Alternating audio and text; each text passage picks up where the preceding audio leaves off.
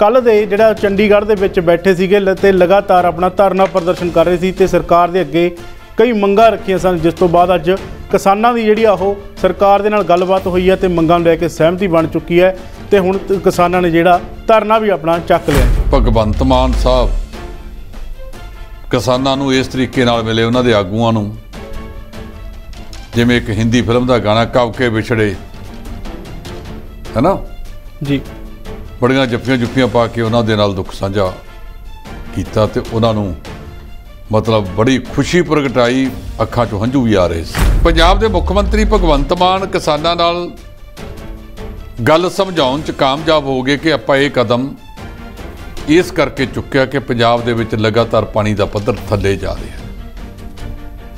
ਜੇ ਆਪਾਂ ਪਾਣੀ ਦੇ ਪੱਧਰ ਨੂੰ ਨਾ ਬਚਾਇਆ ਤਾਂ ਕਿਸੇ ਵੇਲੇ ਵੀ ਪੰਜਾਬ ਜਿਹੜਾ ਹੈਗਾ ਅਗਲੇ ਸਮੇਂ 'ਚ ਰੇਗਿਸਤਾਨ ਬਣ ਸਕਦਾ। ਜਦੋਂ ਝੋਨਾ ਲੱਗ ਗਿਆ ਤੇ ਫਿਰ ਇੱਕ ਵਾਰ ਫੇਰ ਦੁਬਾਰਾ ਮੁੱਖ ਮੰਤਰੀ ਸਾਹਿਬ ਇਹਨਾਂ ਨੂੰ ਬੁਲਾਉਣ, ਇੱਕ ਨਵੀਂ ਗੱਲ ਤੇ ਵੀ ਸਹਿਮਤੀ ਕਰਨ ਕਿ ਕਣਕ ਦੇ ਨਾੜ ਦੇ ਵਿੱਚ ਤਾਂ ਜੋ ਹੋਣਾ ਸੀ ਹੋ ਗਿਆ, ਆਓ ਆਪਾਂ ਇਸ ਗੱਲ ਤੇ ਵੀ ਸਹਿਮਤੀ ਕਰੀਏ ਕਿ ਅਗਲੇ ਦਿਨਾਂ ਦੇ ਵਿੱਚ ਜਦੋਂ ਪਰਾਲੀ ਆਉਣੀ ਹੈ ਝੋਨੇ ਦੀ, ਆਪਾਂ ਉਹਨੂੰ ਵੀ ਅੱਗ ਨਹੀਂ ਲਾਉਣੀ। ਕਿ ਜਿਹੜਾ 1500 ਰੁਪਇਆ ਸਿੱਧੀ ਬਿਜਾਈ ਵਾਲਾ ਕਿਸਾਨਾਂ ਨੂੰ ਦੇਣਾ ਹੈ, ਸ਼ਾਇਦ ਉਹਦੀ ਰਕਮ ਵਧਾ ਕੇ ਦੁੱਗਣੀ ਕਰ ਦਿੱਤੀ ਗਈ ਹੈ। ਸਰਕਾਰੀ ਤੌਰ ਤੇ ਅਜੇ ਕਿਸੇ ਨੇ ਇਹਨੂੰ ਐਲਾਨ ਤਾਂ ਨਹੀਂ ਕੀਤਾ। ਕਿਸਾਨ ਹਰਿਆਣਾ ਪੈਟਰਨ ਮੰਗਦੇ ਹੋਣਗੇ। ਜੇ ਹਰਿਆਣਾ 7000 ਦੇ ਸਕਦਾ ਹੈ ਤਾਂ ਪੰਜਾਬ ਵੀ ਵਧਾ ਸਕਦਾ 1500 ਤੋਂ। ਸੂਤਰ ਕਹਿੰਦੇ ਆ ਕਿ ਇਸ ਗੱਲ ਤੇ ਸਹਿਮਤੀ ਬਣੀ ਹੈ ਵੀ ਚਲੋ ਇਹਨੂੰ 1500 ਦੀ ਬਜਾਏ ਆਪਾਂ 3000 ਕਰ ਲੈਣੇ। ਰਾਜੀਵ ਗਾਂਧੀ ਕਤਲ ਮਾਮਲੇ ਦੇ ਵਿੱਚ ਸੁਪਰੀਮ ਕੋਰਟ ਨੇ ਜਿਹੜਾ ਇੱਕ ਵੱਡਾ ਫੈਸਲਾ ਕੀਤਾ, ਕਈਆਂ ਨੂੰ ਗ੍ਰਿਫਤਾਰ ਕੀਤਾ ਸੀ ਤੇ ਇੱਕ ਉਹਨਾਂ ਦੇ ਵਿੱਚੋਂ ਏਜੀ ਪੈਰਾ ਰਿਬਲਨ, ਇਹਨੂੰ ਵੀ ਗ੍ਰਿਫਤਾਰ ਕੀਤਾ ਗਿਆ ਸੀ। ਸ਼ਾਇਦ ਇਹ ਔਰਤ ਹੈ। ਇਹ ਕਹਿੰਦੇ ਵੀ 30 ਸਾਲ ਹੋ ਗਏ ਨੇ, ਇਹ ਹੁਣ ਤੱਕ ਜੇਲ੍ਹ 'ਚ ਹੈ। ਮੈਨੂੰ ਲੱਗਦਾ ਕਿ ਇੱਕ ਅੱਧੇ ਕਿਸੇ ਫੰਕਸ਼ਨ ਦੇ ਉੱਤੇ ਇਹਨੂੰ ਪੈਰੋਲ ਮਿਲੀ ਸੀ। ਮਾਨਯੋਗ ਸੁਪਰੀਮ ਕੋਰਟ ਦੇ ਬੈਂਚ ਹੈ ਐਲ ਨਾਗੇਸ਼ਵਰ ਰਾਓ ਸਾਹਿਬ ਦੀ ਅਗਵਾਈ ਵਾਲਾ, ਜਿਨ੍ਹਾਂ ਨੇ ਇਹ ਕਹਿਤਾ ਕਿ ਇਹਨੂੰ ਰਿਹਾ ਕਰ ਦਿੱਤਾ ਜਾਵੇ। ਇੱਕ ਪਾਸੇ ਸਿੱਖ ਜਥੇਬੰਦੀਆਂ ਇਸ ਗੱਲ ਤੇ ਕਹਿ ਰਹੀਆਂ ਨੇ ਕਿ ਜਿਹੜੇ ਬੰਦੀ ਸਿੱਖ 30 ਸਾਲ ਜਾਂ ਇਸ ਤੋਂ ਵੱਧ ਸਜ਼ਾਵਾਂ ਭੁਗਤ ਗਏ, ਉਹਨਾਂ ਨੂੰ ਉਮਰ ਕੈਦ ਹੋਈ ਸੀ ਜਿਹੜੀ 20-22 ਸਾਲ ਹੀ ਜਾਂਦੀ ਹੈ, ਉਸ ਤੋਂ ਵੀ ਕਈ ਸਾਲ ਜ਼ਿਆਦਾ ਸਜ਼ਾਵਾਂ ਭੁਗਤ ਕੇ ਉਹਨਾਂ ਨੂੰ ਰਿਹਾ ਕਰਨਾ ਚਾਹੀਦਾ। ਇਹ ਧਾਰਾ 142 ਤਹਿਤ ਮਾਨਯੋਗ ਜੱਜ ਸਾਹਿਬ ਨੇ ਫੈਸਲਾ ਲਿਆ ਹੈ। ਇਹਦਾ ਅਸਰ ਫਿਰ ਬੰਦੀ ਸਿੰਘਾਂ ਵਾਲੇ ਮਾਮਲੇ ਤੇ ਪੈ ਸਕਦਾ। ਪੰਚਾਇਤੀ ਜ਼ਮੀਨਾਂ ਲਗਾਤਾਰ ਜਿਹੜੇ ਪੰਚਾਇਤ ਮੰਤਰੀ ਨੇ ਛੁਡਵਾਉਂਦੇ ਜਾ ਰਹੇ ਨੇ ਤੇ ਪੰਚਾਇਤੀ ਜ਼ਮੀਨਾਂ ਦੀ ਹੁਣ ਬੋਲੀ ਨੂੰ ਲੈ ਕੇ ਜਿਹਨਾਂ ਦਾ ਕਬਜ਼ਾ ਛੁਡਵਾਇਆ ਸੀ, ਉਸ ਨੂੰ ਲੈ ਕੇ ਕਿਸਾਨ ਜਥੇਬੰਦੀਆਂ ਤੇ ਪਿੰਡ ਵਾਸੀ ਨੇ ਜਿਹੜੇ ਉਹ ਆਮੋ ਸਾਹਮਣੇ ਹੋਏ। BDPO ਆ ਸਤੀਸ਼ ਕੁਮਾਰ, ਉਹਨਾਂ ਨੇ ਇਹ ਬੋਲੀ ਰੱਦ ਕਰਕੇ, ਬੋਲੀ ਤਾਂ ਹੋਈ ਹੋ ਨਹੀਂ, ਇਹ ਤਾਰੀਖ ਰੱਦ ਕਰਕੇ ਜਿਹੜੀ ਅਗਲੀ ਤਰੀਕ ਹੈ ਬੋਲੀ ਦੀ ਉਹ 23 ਮਈ ਤੇ ਪਾਤੀ। ਤਾਂ ਸਰਕਾਰ ਬਣਨ ਤੋਂ ਪਹਿਲਾਂ ਆਮ ਆਦਮੀ ਪਾਰਟੀ ਨੇ ਕਿਹਾ ਸੀ ਕਿ ਸਾਡੇ ਰਾਜ ਦੇ ਵਿੱਚ ਕੋਈ ਵੀ ਜਿਹੜਾ ਧਰਨਾ ਨਹੀਂ ਲੱਗੇਗਾ, ਪਰ ਹੁਣ ਲਗਾਤਾਰ ਜਿਹੜੇ ਧਰਨੇ ਲੱਗਦੇ ਦਿਖਾਈ ਦੇ ਰਹੇ ਨੇ। ਬੇਰੁਜ਼ਗਾਰ ਅਧਿਆਪਕਾਂ ਤੋਂ ਬਾਅਦ ਹੁਣ ਜਿਹੜੇ ਰੋਡਵੇਜ ਵਾਲੇ ਨੇ ਕਹਿੰਦੇ ਉਹ ਵੀ ਢਿੱਲੋਂ ਸਾਹਿਬ ਜਿਹੜੇ ਧਰਨਾ ਪ੍ਰਦਰਸ਼ਨ ਕਰਨ ਜਾ ਰਹੇ ਨੇ। ਜਿਹੜਾ ਠੇਕਾ ਆਧਾਰਿਤ ਮੁਲਾਜ਼ਮ ਨੇ, ਉਹਨਾਂ ਨੇ ਆਪਣਾ ਧਰਨਾ ਸ਼ੁਰੂ ਕਰ ਦਿੱਤਾ ਹੈ। ਉਹਨਾਂ ਨੇ ਮੰਗਾਂ ਜਿਹੜੀਆਂ ਦੇ ਵਿੱਚ ਬਹੁਤ ਵੱਡੀ ਗੱਲ ਉਠਾਈ ਹੈ। ਉਹ ਕਹਿੰਦੇ ਕਿ ਅਸੀਂ ਸਰਕਾਰੀ ਬੱਸਾਂ ਦੀ ਆਮਦਨ ਵਧਾਉਣ ਦੇ ਵਿੱਚ ਬਹੁਤ ਵੱਡਾ ਭੂਮਿਕਾ ਅਦਾ ਕੀਤੀ। ਉਹਨਾਂ ਨੇ ਮੰਗ ਕੀਤੀ ਹੈ ਸਰਕਾਰ ਤੋਂ, ਖਾਸ ਕਰ ਜਿਹੜੇ ਮੰਤਰੀ ਨੇ ਲਾਲਜੀਤ ਸਿੰਘ ਭੁੱਲਰ, ਕਿ ਭੁੱਲਰ ਸਾਹਿਬ ਆ ਜਿਹੜਾ ਮਾਮਲਾ ਇਹਦੀ ਵੀ ਜਾਂਚ ਕਰਾ ਦਿਓ ਕਿ ਅਧਿਕਾਰੀ ਕਿਉਂ ਕਹਿੰਦੇ ਨੇ ਕਿ ਅੱਡਿਆਂ ਤੋਂ ਸਵਾਰੀ ਨਾ ਚੱਕੋ। ਤੇ ਕੇਸ ਟਕੈਤ ਦੀ ਕਿਸਾਨ ਆਗੂ ਨੇ, ਉਹਨਾਂ ਨੇ ਭਾਜਪਾ ਸਰਕਾਰ ਤੇ ਇੱਕ ਵਾਰ ਫਿਰ ਢਿੱਲੋਂ ਸਾਹਿਬ ਸਵਾਲ ਖੜੇ ਕੀਤੇ ਨੇ। ਕਿਤੇ ਕਹਿੰਦੇ ਨੇ ਉੱਥੇ ਮੰਦਰ ਸੀ, ਕਿਤੇ ਕਹਿੰਦੇ ਨੇ ਉੱਥੇ ਫਲਾਨਾ ਸੀ, ਇੱਥੇ ਢਿਮਕਾ ਸੀ। ਦੁਨੀਆ ਚੰਦ ਤੇ ਪਹੁੰਚ ਗਈ ਹੈ। ਤੁਸੀਂ ਅਜੇ ਵੀ ਲੋਕਾਂ ਨੂੰ ਧਰਮਾਂ ਦੇ ਨਾਂ ਤੇ ਲੜਾਉਂਦੇ ਪਏ ਹੋ ਤਾਂ ਕਿ ਵੋਟਾਂ ਪ੍ਰਾਪਤ ਹੋ ਜਾਣ। ਕਦੋਂ ਤੱਕ ਤੁਸੀਂ ਲੋਕਾਂ ਨੂੰ ਇਸੇ ਤਰ੍ਹਾਂ ਲੜਾਉਂਦੇ ਰਹੋਗੇ ਤੇ ਉਹਨਾਂ ਵੱਲ ਕਿਸ ਦਾ ਧਿਆਨ ਨਾ ਜਾਵੇ? ਉਹ ਕਹਿੰਦੇ ਮੋਦੀ ਜੀ ये चीज़ां छड्ड दिओ। हुण 18वीं सदी का भारत नहीं रहा, ये भारत 21वीं सदी का है।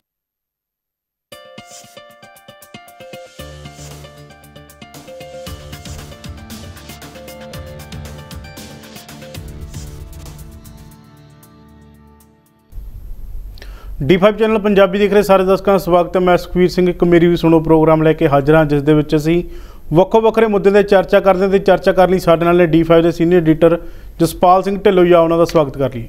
सत श्री अकाल जी। सत श्री अकाल जी पंगू साहब, की हाल चाल, ठीक हो? वधिया जी वधिया। जेकर गल कीती जावे किसानां दी तां किसान कल दे जिहड़ा चंडीगढ़ दे विच बैठे सीगे ते लगातार अपना धरना प्रदर्शन कर रहे सी ते सरकार दे अगे कई मंगां रखियां सन, जिस तो बाद अज किसानां दी जिहड़ी आ सरकार दे नाल गलबात हुई है ते मंगां नूं लैके सहमति बन चुकी है ते हुण किसानां ने जिहड़ा धरना भी अपना चक लिया है। ढिल्लों साहब इहदे बारे की कहना जी? देखो, अज किसानां ने पंजाब दे मुख मंत्री, उन्हां दे मंत्री मंडल दे मैंबर ते होरनां दे नाल चंडीगढ़ दे विच मीटिंग कीती है। आपां देख रहे सी कि अज भगवंत मान साहब किसानां नूं इस तरीके नाल मिले, उन्हां दे आगूआं नूं, जिवें एक हिंदी फिल्म का गाना कब के विछड़े है ना जी, बड़ियां जफ्फियां जुफ्फियां पा के उन्हां दे नाल दुख साझा कीता ते उन्हां नूं मतलब बड़ी खुशी प्रगटाई, अखां चों हंझू भी आ रहे सी। जिहड़ी सब तो अहम मंग सी किसानां दी, ओह सी रवायती झोने की लवाई के संबंध विच। इस संबंध में उन्हां दे मंत्री कुलदीप सिंह धालीवाल ने उत्थे आके अपनी गलबात करनी है, पर जो ताज़ा स्थिति दे विच सानू पता लग्या है वो ये है कि 4 जोड़ बनाते ने, 6 जिले लै लए। इहदे च जिहड़े पहले 6 जिले ने, वो कहंदे उन्हां च 18 तो, दूजे च 20, तीजे च 22 ते जिहड़े 5 रख लए बाकी 23 आ टोटल। 6 ती 18 ते 5 23। जिहड़े 5 जिले रह जाणगे उन्हां दे विच 24 तो झोने की लवाई होगी। पंजाब दे मुख मंत्री भगवंत मान किसानां नाल गल समझाउण च कामयाब हो गए कि आपां ये कदम इस करके चुक्या कि पंजाब दे विच लगातार पानी का पद्धर थल्ले जा रहा है। जे आपां पानी के पद्धर नूं ना बचाया तो किसी वेले भी पंजाब जिहड़ा हैगा अगले समय च रेगिस्तान बन सकता है। जे तुसीं समझदे हो कि आपां अपने अगलियां पीढ़ियां नूं कुछ देना है तो सानू कुछ सख्त कदमां ते काम तक करना ही पएगा। मिली जानकारी के मुताबिक इन्हां दी सहमति बन गई है।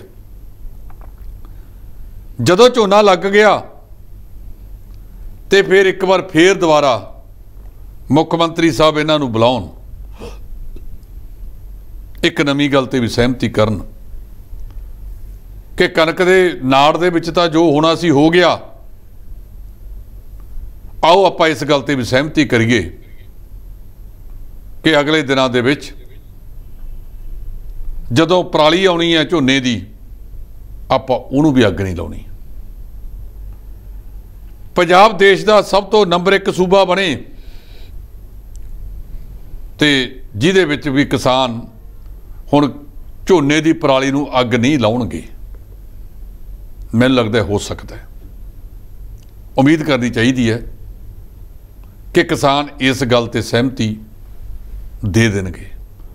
उहदे विच जिहड़ियां कुछ त्रुटियां ने, कुछ किसानी पक्ष तो ते कुछ सरकारी पक्ष तो, ये मेरा ख्याल आपस विच दी विचार के जदों आपां सिर जोड़ के बैठीए तो किहड़ी मसला जिहदा हल नहीं हुंदा, हल हो जाता हुंदा है। पर नीयत चाहिदी है। जे अज इस मसले नूं सरकार ने भी अपनी सूझबूझ वरती, जिहड़ा कल सरकार की सूझबूझ नज़र नहीं सी आउंदी ते किसानां ने भी सहमति दित्ती। जे एडे एडे वड्डे मसले हल हो गए तो जिहड़े छोटे मोटे ने वो भी हो जाणगे। पता लग्या सूत्रां दे हवाले तो कि जिहड़ा 1500 रुपया सीधी बिजाई वाला किसानां नूं देना है, शायद ਉਹਦੀ रकम ਵਧਾ के दुगनी कर दी गई है। सरकारी तौर पर अजे किसी ने इहनूं ऐलान तो नहीं किया, ये सूत्रां की जानकारी तो खबर है। किसान हरियाणा पैटर्न मंगते होणगे, जे हरियाणा 7000 दे सकता है तो पंजाब भी ਵਧਾ सकता 1500 तो। सूत्र कहते हैं कि इस गल ते सहमति बनी है भी चलो इन्हूं 1500 की बजाय आप 3000 कर लैने आ, और जे किते इन्हां ने 5000 कर देंदे जां 7000 कर देंदे तो उन्होंने पहले ही कह देना सी 15 दिओ ते गल 10 किते निबड़ जूगी। आपां पंजाब दी आर्थिक स्थिति भी देखीए, ये गल नूं सरकार नूं भी दसना चाहिए कि साडे भड़ोले च दाने तो इन्ने क ने, बाकी तो चूहे नचदे फिरदे है। इस करके असी आपदी आर्थिक स्थिति मुताबक ही तुहानूं कुछ रियायतां दे सकते हैं, पर कुछ रियायतां जिहड़ियां पिछले समय दौरान बेलोड़ियां दित्तियां गईयां उहदे विच सरकार नूं भी थोड़ा बहुता ठम्मा रख के उहते मुड़ विचार करना चाहिए। और जिहड़े वड्डे किसान ने उन्हां नूं इस गल दे विच सहमत करना चाहिए कि यार तुसी मान लो जिहड़ा 10 किल्लियां तो वड्डा किसान है वो आपदे मोटर का बिल अदा करे,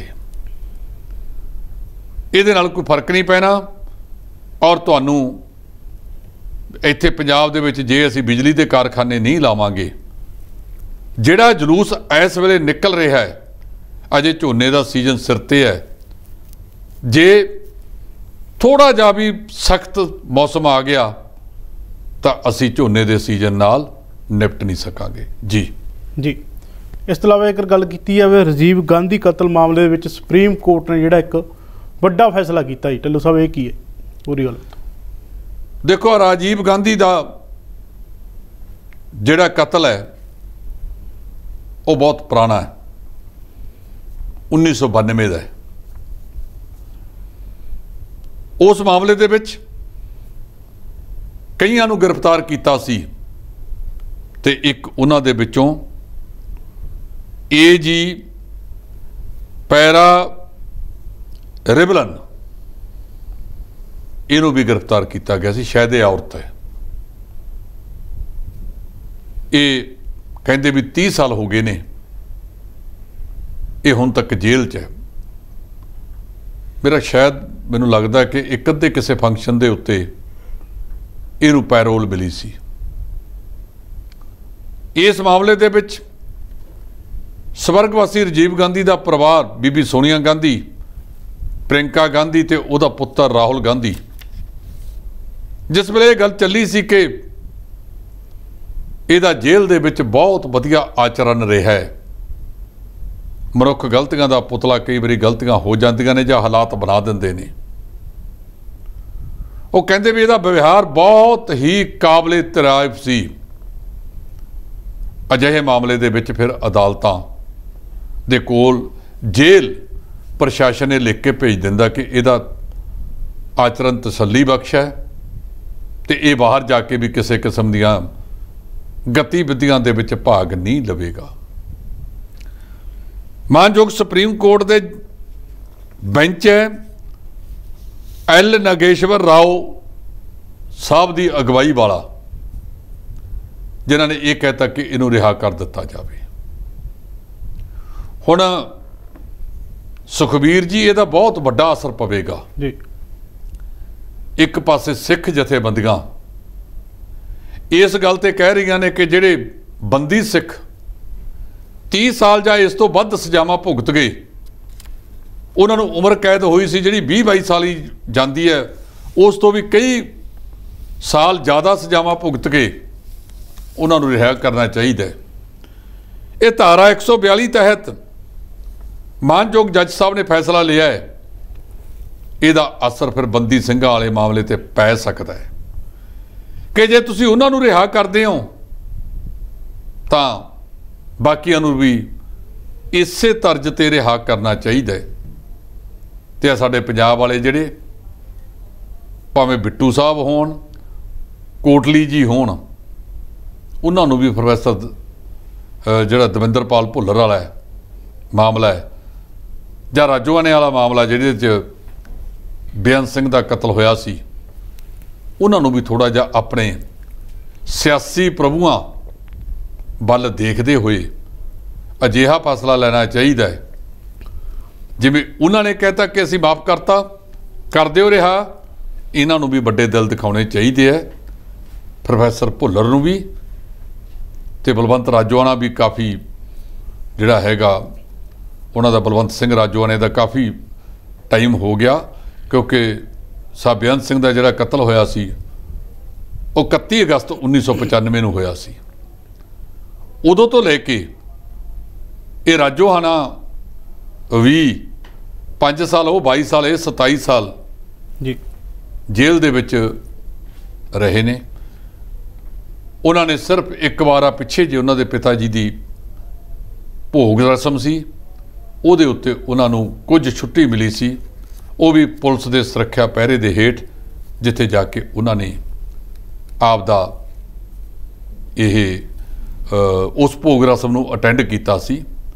ਤਾਂ ਸਾਨੂੰ ਉਮੀਦ ਰੱਖਣੀ ਚਾਹੀਦੀ ਹੈ ਕਿ ਅਗਲੇ ਸਮੇਂ ਦੇ ਵਿੱਚ ਸ਼ਾਇਦ ਇਸੇ ਮਾਮਲੇ ਦੇ ਵਿੱਚ ਜਿਵੇਂ ਉਹਨਾਂ ਨੇ ਕੀਤਾ ਹੈ, ਇਹਦੇ ਉੱਤੇ ਵੀ ਅਦਾਲਤਾਂ ਇਸੇ ਤਰਜ਼ ਨੂੰ ਲੈ ਕੇ ਇਹ ਜਥੇਬੰਦੀਆਂ ਪਹੁੰਚ ਕਰਨ। ਹੋ ਸਕਦਾ ਹੈ ਇਸੇ ਤਰਜ਼ ਦੇ ਉੱਤੇ ਉਹਨਾਂ ਜੇ ਰਿਹਾ ਕੀਤਾ ਜਾ ਸਕਦਾ ਹੈ ਤਾਂ ਇਹਨਾਂ ਦੀ ਰਿਹਾਈ ਵੀ ਸੰਭਵ ਹੋ ਸਕਦੀ ਹੈ। ਜੀ ਇਸ ਤੋਂ ਇਲਾਵਾ ਜੇਕਰ ਗੱਲ ਕੀਤੀ ਹੈ ਪੰਚਾਇਤੀ ਜ਼ਮੀਨਾਂ ਦੀ, ਤਾਂ ਪੰਚਾਇਤੀ ਜ਼ਮੀਨਾਂ ਲਗਾਤਾਰ ਜਿਹੜੇ ਪੰਚਾਇਤ ਮੰਤਰੀ ਨੇ ਛੁਡਵਾਉਂਦੇ ਜਾ ਰਹੇ ਨੇ ਤੇ ਪੰਚਾਇਤੀ ਜ਼ਮੀਨਾਂ ਦੀ ਹੁਣ ਬੋਲੀ ਨੂੰ ਲੈ ਕੇ ਜਿਹਨਾਂ ਦਾ ਕਬਜ਼ਾ ਛੁਡਵਾਇਆ ਸੀ ਉਸ ਨੂੰ ਲੈ ਕੇ ਕਿਸਾਨ ਜਥੇਬੰਦੀਆਂ ਤੇ ਪਿੰਡ ਵਾਸੀ ਨੇ ਜਿਹੜੇ ਉਹ ਆਮੋ ਸਾਹਮਣੇ ਹੋਏ ਨੇ। ਇਹ ਪਿੰਡ ਹੈਗਾ ਜੀ ਜਿੱਥੇ ਹਰੀਕੇ, ਸ਼੍ਰੀ ਦੁਰਗਾ ਮੰਦਿਰ ਕਮੇਟੀ ਹਰੀਕੇ, ਸਾਡੇ ਜਿਹੜੇ ਮੰਤਰੀ ਨੇ ਲਾਲਜੀਤ ਸਿੰਘ ਭੁੱਲਰ ਜੀ, ਟਰਾਂਸਪੋਰਟ ਮੰਤਰੀ ਸਾਹਿਬ ਜੀ, ਉਹਨਾਂ ਦੀ ਅਗਵਾਈ ਦੇ ਵਿੱਚ ਪੰਚਾਇਤ ਜਿਹੜਾ ਇਹ ਨਜਾਇਜ਼ ਕਬਜ਼ਾ ਜਿਹੜੇ ਪਰਿਵਾਰ ਕੋਲ ਸੀ ਉਹ ਤੋਂ ਛੁਡਾਇਆ ਗਿਆ ਸੀ। ਉਸ ਤੋਂ ਬਾਅਦ ਫਿਰ ਇਹ ਸਾਹਮਣੇ ਆਇਆ ਕਿ ਜਿਹੜਾ ਕਬਜ਼ਾ ਤਾਂ ਛੁਡਾ ਲਿਆ, ਹੁਣ ਆਪਾਂ ਇਹਨੂੰ ਅੱਗੇ ਠੇਕੇ ਤੇ ਦੇਣਾ ਹੈ। ਉੱਥੇ ਕਹਿੰਦੇ ਕਿਸਾਨ ਜਥੇਬੰਦੀਆਂ ਤੇ ਪਿੰਡ ਵਾਲੇ ਆਮਣੋ ਸਾਹਮਣੇ ਹੋ ਗਏ। ਕਿਸਾਨ ਜਥੇਬੰਦੀਆਂ ਵਾਲੇ ਕੁਝ ਕਹਿੰਦੇ ਸੀ, ਪਿੰਡ ਵਾਲੇ ਕੁਝ ਕਹਿੰਦੇ ਸੀ। ਹਾਲਾਤਾਂ ਨੂੰ ਦੇਖਦੇ ਹੋਏ ਉੱਥੋਂ ਦਾ BDPO ਆ ਸਤੀਸ਼ ਕੁਮਾਰ, ਉਹਨਾਂ ਨੇ ਇਹ ਬੋਲੀ ਰੱਦ ਕਰਕੇ, ਬੋਲੀ ਤਾਂ ਹੋਈ ਹੋ ਨਹੀਂ, ਇਹ ਤਾਰੀਖ ਰੱਦ ਕਰਕੇ ਜਿਹੜੀ ਅਗਲੀ ਤਰੀਕ ਹੈ ਬੋਲੀ ਦੀ ਉਹ 23 ਮਈ ਤੇ ਪਾਤੀ ਹੈ। ਹੁਣ 23 ਮਈ ਨੂੰ ਦੁਬਾਰਾ ਤੋਂ ਇਹ ਜਿਹੜਾ ਉਸ ਜ਼ਮੀਨ ਦੀ ਬੋਲੀ ਹੋਏਗੀ ਜਿਹੜੀ ਮੰਤਰੀ ਲਾਲਜੀਤ ਭੁੱਲਰ ਜੀ ਦੀ ਅਗਵਾਈ ਵਿੱਚ ਛਡਾਈ ਗਈ ਸੀ। ਤੇ ਉਸ ਤਰੀਕ ਤੇ ਪਤਾ ਨਹੀਂ ਹੁੰਦਾ ਕੀ ਹੈ, ਕੀ ਕਿਸਾਨ ਜਥੇਬੰਦੀ ਤੇ ਪਿੰਡ ਵਾਲੇ ਆਮਣੋ ਸਾਹਮਣੇ ਖੜਦੇ ਨੇ ਜਾਂ ਸਹਿਮਤੀ ਬਣਾ ਕੇ ਇਸ ਬੋਲੀ ਨੂੰ ਸਿਰੇ ਲਵਾਉਂਦੇ ਨੇ। ਜੀ ਜੀ ਇਸ ਤੋਂ ਇਲਾਵਾ ਗੱਲ ਕੀਤੀ ਜਾਵੇ ਧਰਨਿਆਂ ਦੀ, ਤਾਂ ਸਰਕਾਰ ਬਣਨ ਤੋਂ ਪਹਿਲਾਂ ਆਮ ਆਦਮੀ ਪਾਰਟੀ ਦੇ ਕਿਹਾ ਸੀਗੀ ਸਾਡੇ ਰਾਜ ਦੇ ਵਿੱਚ ਕੋਈ ਵੀ ਜਿਹੜਾ ਧਰਨਾ ਨਹੀਂ ਲੱਗੇਗਾ, ਪਰ ਹੁਣ ਲਗਾਤਾਰ ਜਿਹੜੇ ਧਰਨੇ ਲੱਗਦੇ ਦਿਖਾਈ ਦੇ ਰਹੇ ਨੇ। ਬੇਰੁਜ਼ਗਾਰ ਅਧਿਆਪਕਾਂ ਤੋਂ ਬਾਅਦ ਹੁਣ ਜਿਹੜੇ ਰੋਡਵੇਜ ਵਾਲੇ ਨੇ ਕਹਿੰਦੇ ਉਹ ਵੀ ਢਿੱਲੋਂ ਸਾਹਿਬ ਜਿਹੜੇ ਧਰਨਾ ਪ੍ਰਦਰਸ਼ਨ ਕਰਨ ਜਾ ਰਹੇ ਨੇ। ਜਿਹੜਾ ਠੇਕਾ ਆਧਾਰਿਤ ਮੁਲਾਜ਼ਮ ਨੇ ਉਹਨਾਂ ਨੇ ਆਪਣਾ ਧਰਨਾ ਸ਼ੁਰੂ ਕਰ ਦਿੱਤਾ ਹੈ। ਉਹਨਾਂ ਨੇ ਮੰਗਾਂ ਜਿਹੜੀਆਂ ਦੇ ਵਿੱਚ ਬਹੁਤ ਵੱਡੀ ਗੱਲ ਉਠਾਈ ਹੈ। ਉਹ ਕਹਿੰਦੇ ਕਿ ਅਸੀਂ ਸਰਕਾਰੀ ਬੱਸਾਂ ਦੀ ਆਮਦਨ ਵਧਾਉਣ ਦੇ ਵਿੱਚ ਬਹੁਤ ਵੱਡਾ ਭੂਮਿਕਾ ਅਦਾ ਕੀਤੀ ਹੈ, ਪਰ ਕਈ ਅਫਸਰ ਇਹੋ ਜਿਹੇ ਨੇ ਜਿਨ੍ਹਾਂ ਨੂੰ ਹਾਲੇ ਵੀ ਮੋਹ ਪਿਛਲੀਆਂ ਸਰਕਾਰਾਂ ਦੇ ਲੋਕਾਂ ਦਾ ਜ਼ਿਆਦਾ ਕੁਝ।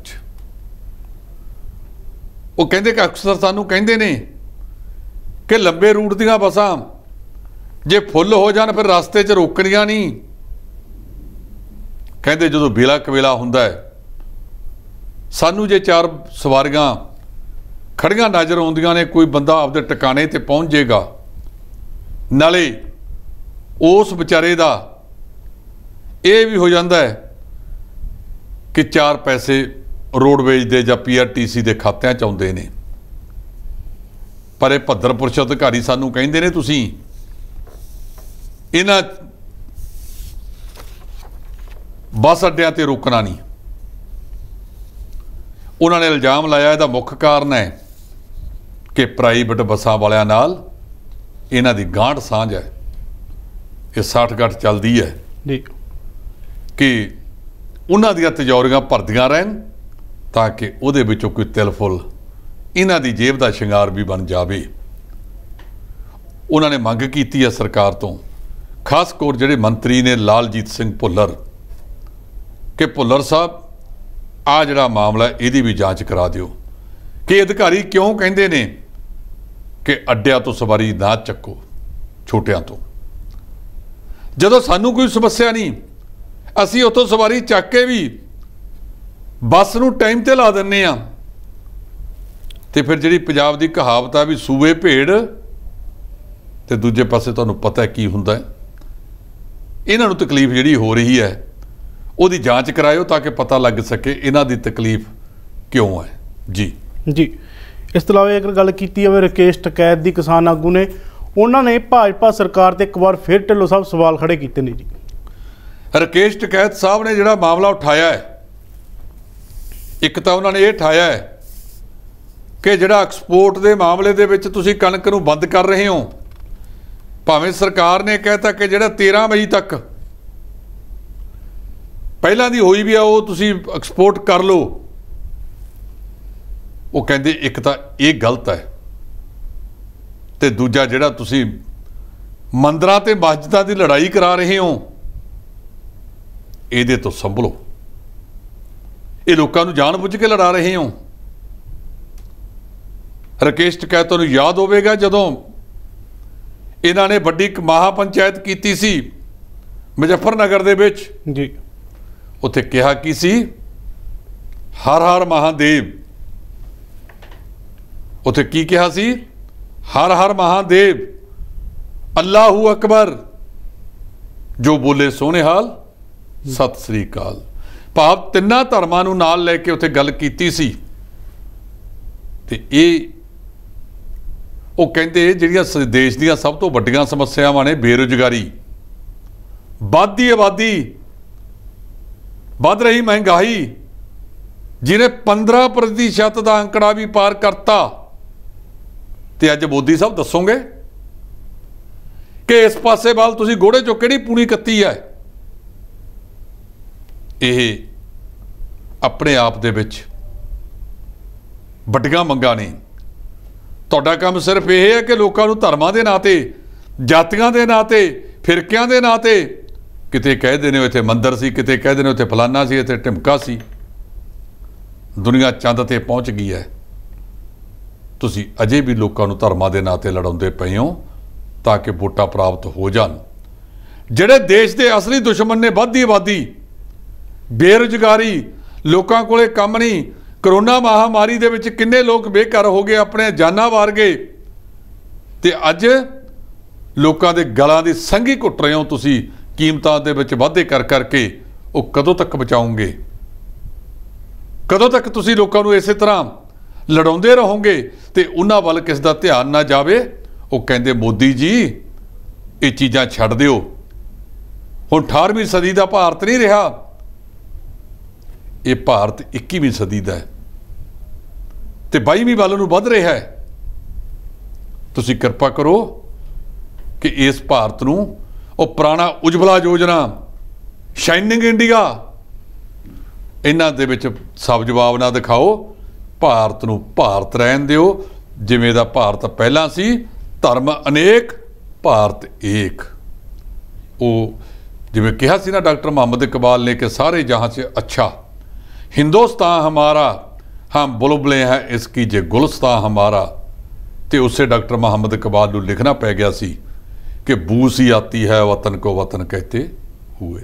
जी इस तो इलावा अगर गल की जाए वध रही गर्मी की, तो वध रही गर्मी को लैके लगातार मंग की जा रही है कि जोड़े बच्चों के स्कूल लग रहे हैं वो बंद किए जान तो उन्होंने गर्मी दी छुट्टियां वो शुरू की जान। जी ढिल्लों साहब इहदे बारे की कहना? सरकार इउं लगती है कि जिवें अनजान जा ड्राइवर स्टेयरिंग ते बैठा होवे। ये कदे छुट्टियां कदों करदे आ, कदे कदों करदे आ, कदे कदों करदे आ। जमीनी हकीकत नूं कदे वेखदे नहीं। ਜ਼ਮੀਨੀ ਹਕੀਕਤ ਨੂੰ ਦੇਖਣਾ ਬਹੁਤ ਜ਼ਰੂਰੀ ਹੈ। ਜਿਵੇਂ ਗਰਮੀ ਵੱਧ ਰਹੀ ਹੈ, ਆ ਥੋੜਾ ਜਿਹਾ ਮੌਸਮ ਦੇ ਵਿੱਚ ਤਬਦੀਲੀ ਇਸ ਕਰਕੇ ਆਈ ਹੈ ਕਿ ਪਹਾੜਾਂ ਦੇ ਉੱਤੇ ਖਾਸਾ ਮੀਂਹ ਪੈ ਗਿਆ। ਉਹਦਾ ਅਸਰ ਮੈਦਾਨੀ ਇਲਾਕਿਆਂ 'ਚ ਵੀ ਹੋਇਆ। ਤਾਪਮਾਨ ਦੇ ਵਿੱਚ 1-2 ਡਿਗਰੀ ਦਾ ਫਰਕ ਪਿਆ। ਇਹ ਜਿਹੜੇ ਸਿੱਖਿਆ ਮੰਤਰੀ ਹੈ ਜਾਂ ਕੋਈ ਵੀ ਹੈ, ਛੋਟੇ ਬੱਚਿਆਂ ਨੂੰ ਗਰਮੀ ਬਹੁਤ ਛੇਤੀ ਘੇਰਦੀ ਹੈ। ਇਹਨਾਂ ਨੂੰ ਸਨਿਵਰ ਬੇਨਤੀ ਹੈ ਕਿ ਜਿਹੜੀਆਂ ਵੀ ਛੁੱਟੀਆਂ ਬਾਰੇ ਫੈਸਲਾ ਕਰਨਾ ਹੈ ਉਹ ਪੂਰਾ ਜ਼ਮੀਨੀ ਹਕੀਕਤ ਤੇ ਜਾ ਕੇ ਕਰੋ। ਪੰਜਾਬ ਦੀ ਮੌਜੂਦਾ ਸਰਕਾਰ ਜ਼ਮੀਨੀ ਹਕੀਕਤਾਂ ਨੂੰ ਨਾ ਦੇਖਦੇ ਹੋਏ ਅਜਿਹੇ ਫੈਸਲੇ ਕਰ ਰਹੀ ਹੈ ਜਿਨ੍ਹਾਂ ਦਾ ਫਿਰ ਵੱਡੀ ਪੱਧਰ ਤੇ ਵਿਰੋਧ ਹੋ ਰਿਹਾ ਜੀ। ਸਿੱਖ ਪੰਥਕ ਹਰਜਿੰਦਰ ਸਿੰਘ ਮਾਝੀ ਨੇ ਜਥੇਦਾਰ ਅਤੇ ਪ੍ਰਧਾਨ ਨੂੰ ਇੱਕ ਗੱਲ ਦਾ ਜਵਾਬ ਪੁੱਛਿਆ। ਉਹਨਾਂ ਦਾ ਕਹਿਣਾ ਹੈ ਕਿ ਗਿਆਨੀ ਜਗਤਾਰ ਸਿੰਘ ਤੇ ਕਾਰਵਾਈ ਕਿਉਂ ਨਹੀਂ ਕੀਤੀ ਗਈ ਜੀ। ਇਹ ਗੱਲ ਸਿੱਖ ਪ੍ਰਚਾਰਕ ਹਰਜਿੰਦਰ ਸਿੰਘ ਮਾਝੀ ਨੇ ਪੁੱਛਿਆ ਕਿ ਪਿਛਲੇ ਦਿਨਾਂ ਦੇ ਵਿੱਚ ਗਿਆਨੀ ਜਗਤਾਰ ਸਿੰਘ ਨੇ ਗੁਰਬਾਣੀ ਦੇ ਬਾਰੇ ਜੋ ਗੱਲਾਂ ਕੀਤੀਆਂ ਉਹ ਰਹਿਤ ਮਰਿਆਦਾ ਦੇ ਮੁਤਾਬਕ ਠੀਕ ਸੀ। ਹੁਣ ਤੱਕ ਵਿਦਵਾਨਾਂ ਦੇ ਮੁਤਾਬਕ ਠੀਕ ਸੀ। ਉਹ ਕਹਿੰਦੇ ਜੇ ਕੋਈ ਦੂਜਾ ਕਰੇ ਤੁਸੀਂ 2 ਮਿੰਟ 'ਚ ਲੋਕਾਂ ਨੂੰ ਘੇਰ ਲੈਂਦੇ ਹੋ। ਤੇ ਗਿਆਨੀ ਜਗਤਾਰ ਸਿੰਘ ਵਾਲੇ ਮਾਮਲੇ ਦੇ ਵਿੱਚ ਸ਼੍ਰੋਮਣੀ ਗੁਰਦੁਆਰਾ ਕਮੇਟੀ ਦਾ ਪ੍ਰਧਾਨ ਵੀ ਚੁੱਪ ਹੈ ਤੇ ਅਕਾਲ ਤਖਤ ਦਾ ਕਾਰਜਕਾਰੀ ਜਥੇਦਾਰ ਵੀ ਚੁੱਪ ਹੈ। ਇਹ ਤੁਸੀਂ ਸਾਰਿਆਂ ਨੂੰ ਇੱਕ ਮੰਚ ਤੇ ਕਿਉਂ ਨਹੀਂ ਲਿਆਉਂਦੇ? ਇੱਕ ਗੱਲ ਕਿਉਂ ਨਹੀਂ ਕਰਦੇ? ਇਹਨਾਂ ਨੇ ਬੰਦੀ ਸਿੰਘਾਂ ਦੀ ਕਮੇਟੀ ਬਣਾਈ 9 ਬੰਦਿਆਂ ਦੀ ਤੇ 2 ਬੰਦੇ ਹੋਰ ਘਸੋੜਤੇ ਉਹਦੇ ਵਿੱਚ।